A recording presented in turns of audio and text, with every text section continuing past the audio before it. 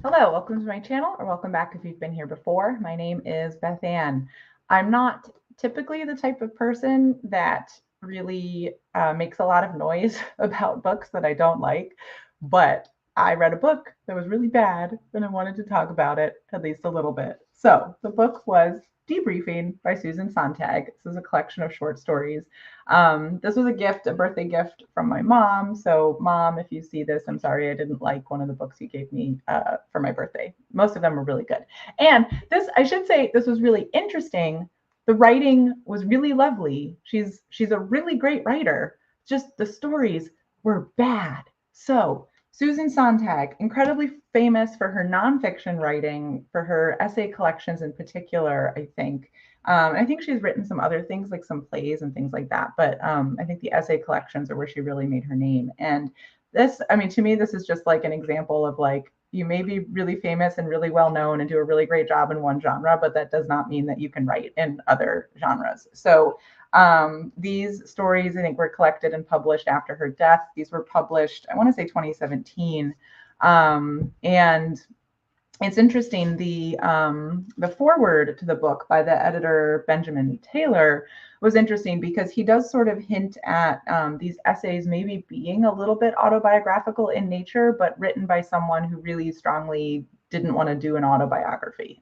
So she was, I think he uses the term anti-autobiographical in the foreword, but these stories do really read like she's working something out in each of them. Like she's kind of using them as an avenue to like explore something and figure it out. And there's often like sort of a really central issue in each of these, like the death of someone close to you or an illness, things like that. And so you can kind of see her wrestling with them, but the stories never go anywhere.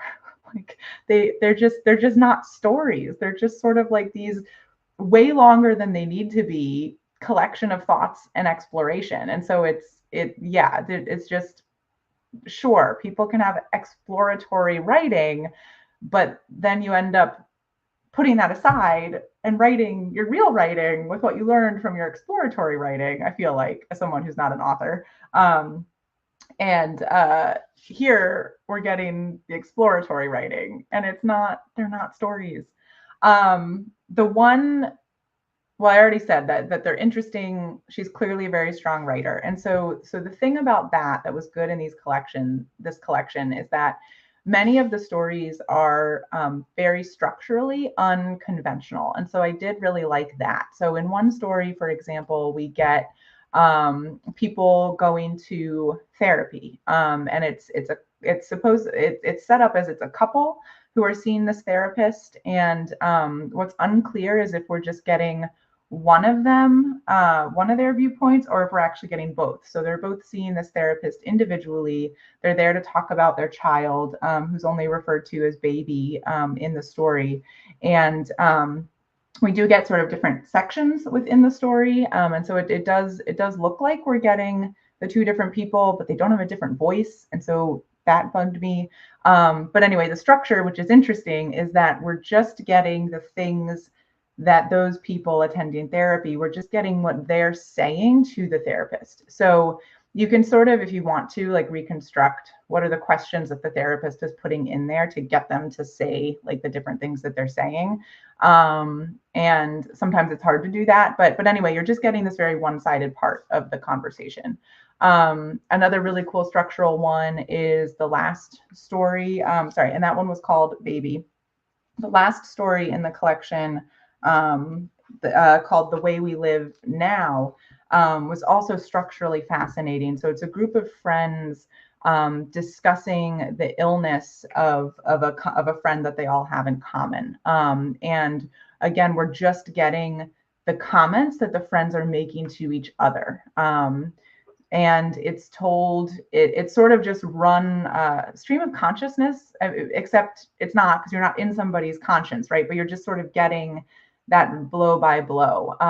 Maybe I should just share the first couple of lines of that one, just because it is, I did really like that structure and found it incredibly effective. So it starts with, "At first he was just losing weight. He felt only a little ill," Max said to Ellen, "and he didn't call for an appointment with his doctor, according to Greg. because he was managing to keep on working at more or less the same rhythm, but he did stop smoking, Tanya pointed out, which suggests he was frightened, but also that he wanted, even more than he knew, to be healthy or healthier, or maybe just to gain back a few pounds, said Orson.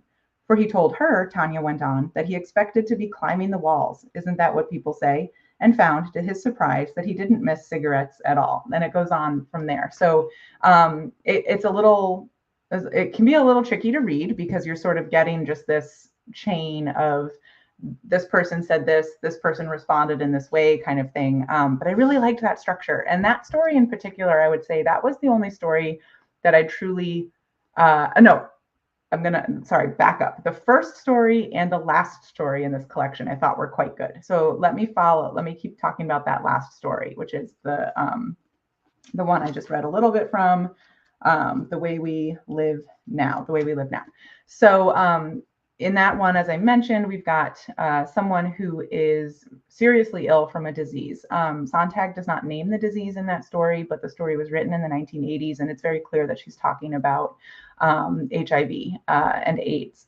And so we sort of hear through the comments of the friends, their sick friend who had been in the hospital, then he was back home doing better, and then he's back in the hospital, and we never find out what happened. The story ends before we find out what happened. And I thought that was just such an interesting way to write a story about a serious illness like that, because it really captured, I think, the sort of cultural, in some ways, cultural hysteria and cultural concern about that particular disease. And the story was written a few years after the initial hit of the epidemic. And so as we get through the comments of these characters, like, people know a bit more about it. They know that they're not going to get the disease by visiting their friend and by touching him and hugging him and all that sort of thing. So I just thought it was sort of fascinating, culturally fascinating, to really see how the friends are talking about it and how the friends are dealing with it. And it is, I mean, and it is a lovely story because the friends, you know, you're seeing this really supportive, really loving group of friends. You see a little bit of their own conflicts between each other, but you know, basically they're there for their friend. And so that was a really nice aspect of it. And then I liked the unconventional structure of it. Just, I thought that was a really great way to capture that.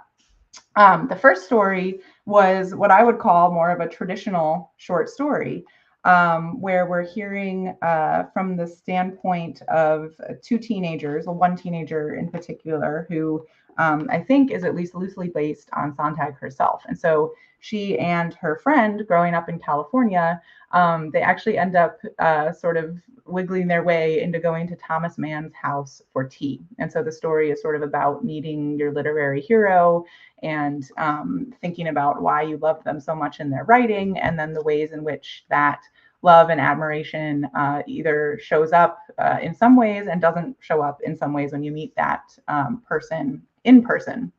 And so that was I think a really well written, a really well told short story. It said something and it ended, right? And then you can't say those things about the rest of the stories in this collection, which most of them just like I did not get, right? And some of the time when I'm reading works written by someone really smart, I'm definitely just like, I was too dumb in this moment to like read those stories or read that book or whatever. And that's definitely true some of the time. In this case, I don't think the problem was me. I think the problem is Sontag. So anyway, that's my kind of disjointed comments on the short story collection. As I said, there were two in here that I really found to be excellent. All of the rest I thought were kind of crap. Take it or leave it as you will. There's a whole lot of discussion on Goodreads about this book. Some other people did find other stories that they liked. In general, the first one and the last one, the ones that I highlighted, do seem to be the ones that most people really say are good and worth reading. But that said, even though I really didn't like most of the stories in this, her exploration of different structures and different voices, there's a lot that's really interesting in here. And I could definitely see someone wanting to read it from a standpoint of just like, let's read some experimental writing. Let's read some diversity in like writing style and writing structure. But the stories were bad. So anyway, I could just keep complaining, but I'm not going to complain anymore. I will stop there, and I'll see you all in the next video. Thanks. Bye.